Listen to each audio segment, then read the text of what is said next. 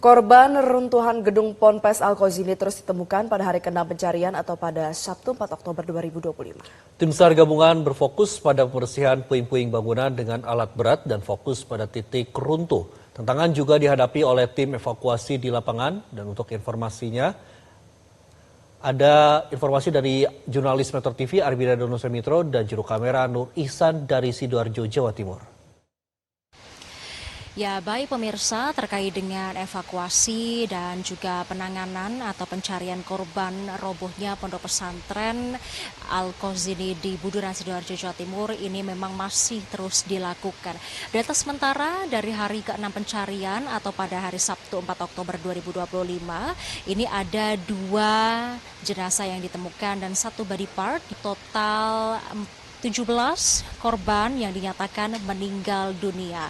Artinya pemirsa, angka dari total korban yang ditemukan pun juga ikut bertambah dari yang sebelumnya 118, kini menjadi 121 korban. Dan tentu ini menjadi harapan bagi semuanya, tidak hanya keluarga saja yang ditinggalkan yang saat ini sudah menunggu di posko SAR gabungan sejak hari Senin hingga saat ini, namun juga menjadi harapan bagi tim SAR gabungan untuk mempercepat atau untuk segera menemukan korban-korban yang ada di bawah reruntuhan gedung mushola dari Ponpes Al-Qazzini ini. Dan untuk mengetahui sebenarnya bagaimana proses evakuasi ini yang dilakukan sejak hari Senin kemudian hingga hari ini, saat ini telah bersama kami Direktur Dukungan Sumber Daya Darurat di SDD BNPB Agus Rianto. Selamat pagi Bapak. Selamat pagi Mbak.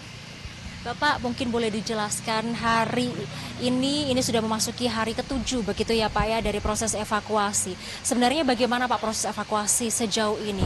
Untuk proses evakuasi tentu ini di samping kecepatan, agresivitas pelaksanaan menggunakan alat-alat berat, tetapi kita juga harus memperhatikan faktor tentu keselamatan petugas maupun terkait dengan bagaimana kita tetap berusaha untuk mendapatkan korban atau jenazah yang utuh begitu kan. Dan kalau dia di lapangan, mungkin teman-teman ataupun media atau Metro TV juga bisa saksikan bersama di layar televisi, itu kan ada memang beberapa reruntuhan ya, itu akibat dari memang kita hancurkan begitu bagian atas sehingga mengendap di bawah. Itulah kemudian ada beberapa faktor, bukan kesulitan tapi tantangan, di mana padatnya material ya, material konsentrat ataupun beton ditambah dengan beberapa besi yang cukup lumayan besar, sehingga itu juga salah satu tantangan kecepatan. Jadi kalau tanah mungkin cepat, tetapi karena ini campuran bagian dari konsentrat ataupun beton dengan besi, tentu ini juga membutuhkan waktu gitu. Tapi kita tetap berusaha terus, bagaimana supaya maksimal mungkin. Kami tetap tadi berkoordinasi dengan komandan di lapangan, Damri Dandim, kemudian Direktur Operasi Basarnas maupun Kapolres di lapangan. Bagaimana tentu ini evaluasi ya, artinya apakah untuk metode ini efektif atau tidak, dan mungkin atau mix gitu. Untuk hari ini mungkin ini tentu akan ada beberapa metode. Salah satu adalah kita akan untuk bangunan yang sebelah yang masih betonnya mungkin masih utuh-utuh, itu tidak dihancurkan dulu sehingga mengendap, tetapi dipotong dulu ya, dipotong dengan breaker gitu, kemudian nanti secara utuh beton itu diangkut atau dipindahkan kren, sehingga tidak kemudian mengendap dulu baru kita 2 kali bekerja begitu. Itu mungkin salah satu juga kecepatan.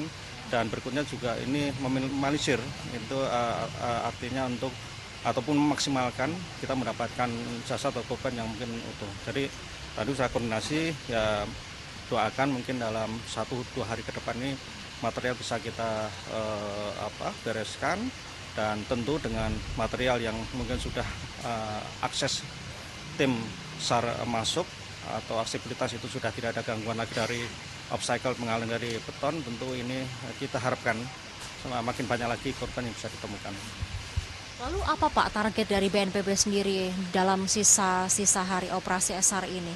Ya, tetap kita karena ini juga karena secara khusus ya bangunan konsentrat ataupun gedung, kita tentu melibatkan ahli yang selalu mendampingi kami dari ITS, salah satunya ya, kemudian beberapa juga masukan dari beberapa unsur terkait.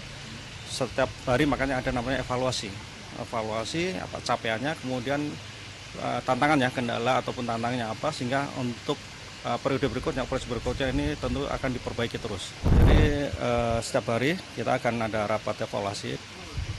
Terima kasih Bapak untuk waktunya malam hari ini. Semoga segala harapan baik segera terkabulkan. Amin. Dan tentunya ini menjadi harapan bagi seluruh pihak begitu agar proses evakuasi segera selesai dilakukan dan juga seluruh korban yang dinyatakan hilang ini segera ditemukan.